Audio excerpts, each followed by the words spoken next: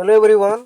तो यही वीडियो में देखा +3 third semester subject MDC sociology multidisciplinary course sociology unit 3 जो रही विषय बायोडायवर्सिटी कंजर्वेशन। पूर्व वीडियो मानक आम unit 1 introduction to environmental studies और द्वितीय यूनिट इकोसिस्टम को देखी सारी यार इंपोर्टाट 20 2 मार्क क्वेश्चन देखी सारी। यही वीडियो रे बायोडायवर्सिटी कंजर्वेशन इंपोर्टाट 20टी 2 मार्क क्वेश्चन गुड़िक देखा। यह काली निश्चित भाव में एग्जाम आसीथिबो, समस्ते यहाँ मन रखिदेवे। तो प्रथम क्वेश्चन टी होची बायोडायवर्सिटी कौन अटे। बायोडायवर्सिटी माने पृथ्वी रे थिबा समस्त प्रकार उद्भिद पशु सूक्ष्मजीव और सेमानकर जीन और परिवेश विभिन्नता। यह प्राकृतिक समतुलन और मनुष्य जीवन पर अत्यंत आवश्यक। यह कौन कह जाए बायोडायवर्सिटी बोली कह जाए। नेक्स्ट होची बायोडायवर्सिटी रो प्रकार कौन कौन अटे।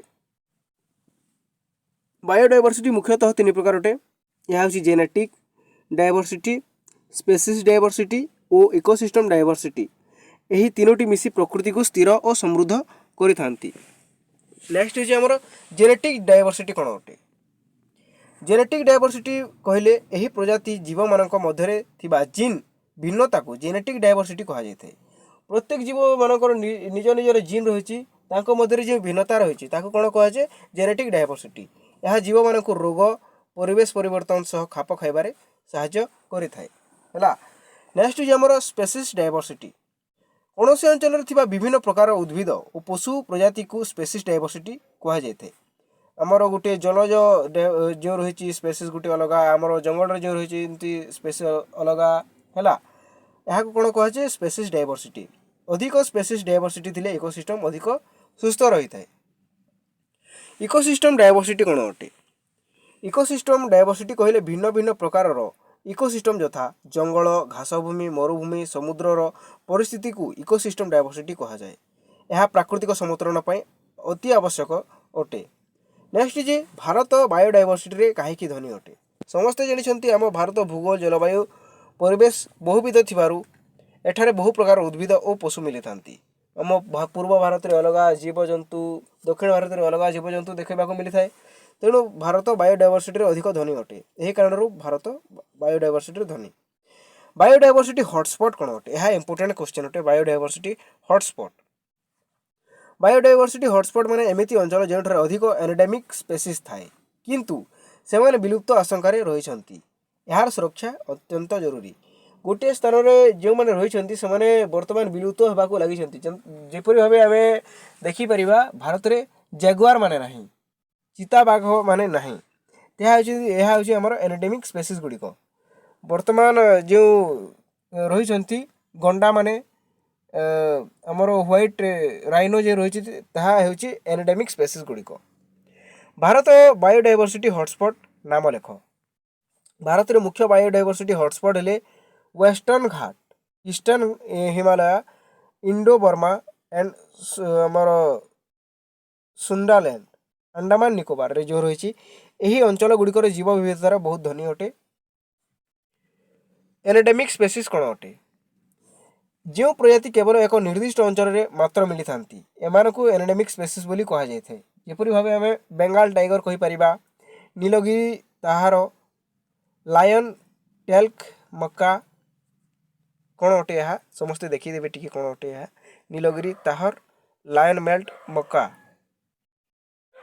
नेक्स्ट होची एंडेंजरेड स्पेसीज कौन अटे। एंडेंजरेड यही प्रजाति विलुप्त होवार गभीर आशंका रही से एंडेंजरेड स्पेसीज कह जाए यथा बाघ, गंडा, हाथी इत्यादि। नेक्स्ट होची बायोडायवर्सिटी ह्रासर मुख्य कारण गुड़िक कौन। जंगल काट, आवास नाश, शिकार, प्रदूषण, जलवायु परिवर्तन, अति उपभोग बायोडायवर्सिटी ह्रासर प्रमुख कारण गुड़िक अटे। नेक्स्ट होची आमर हैबिटेट लॉस कौन अटे। हैबिटेट लॉस इंपोर्टेंट क्वेश्चन हो पारे। उद्भिद और पशु प्राकृतिक आवास नष्ट होगा को हैबिटेट लॉस कह जाए। गोटे स्थान में बाघ मैंने रोचे से बाघ मान अंचल को आम जंगल को काटी दूची तेणु हैबिटेट लॉस अटे। जंगल काट, रास्ता बंध निर्माण यार प्रधान कारण अटे। पोचिंग कौन अटे। पोचिंग माने अवैध भाव प्राणी मानक मारिबा किंबा धरिबा यह बायोडायवर्सिटी ह्रासर एक गुरुत्वपूर्ण कारण और आईनतः अपराध। वर्तमान जो बारहा को शिकार कर पोचिंग हो पारे। अनसस्टेनेबल लाइफस्टाइल किपरि बायोडायवर्सिटी को क्षति करिथाय। अत्यधिक उपभोग, आवर्जना वृद्धि, प्लास्टिक व्यवहार और शक्ति अपव्यय अनसस्टेनेबल लाइफस्टाइल को दर्शाए, जहाँ प्रकृति उपरे चाप पकाई थाए। नेक्स्ट क्वेश्चन होचे हमर ह्यूमन वाइल्ड लाइफ कॉन्फ्लिक्ट कोन अटे। मनुष्य और जीवजंतु मानक मध्य कोन कॉन्फ्लिक्ट रही। मनीष और वन्यप्राणी मध्य घटुवा संघर्ष को कौन कहुए wild life conflict. Human wild life conflict कहुए। यह जंगल नाश और आवास संकोचन वृद्धि बढ़ी द्वारा। स्टेट लैंड कंजर्वेशन कौन अटे। स्टेट लैंड कंजर्वेशन माने सरकार द्वारा आईन उद्भिद आमर जातीय उद्यान अभयारण्य माध्यम बायोडायवर्सिटी सुरक्षा करने को कौन कहुए स्टेट लैंड कंजर्वेशन। यह केवे केवे स्थानीय लोक प्रभावित करें। टॉप डाउन और बॉटम अप पॉलिसी को समस्ते मन रखिदेवे। कम्युनिटी ड्रिवेन कंजर्वेशन कौन अटे। स्थानीय समुदाय सहभागितार कराइथिबा बायोडायवर्सिटी सुरक्षा को कम्युनिटी ड्रिवेन कंजर्वेशन कहुए। यह दीर्घकालीन और न्यायसंगत हुए।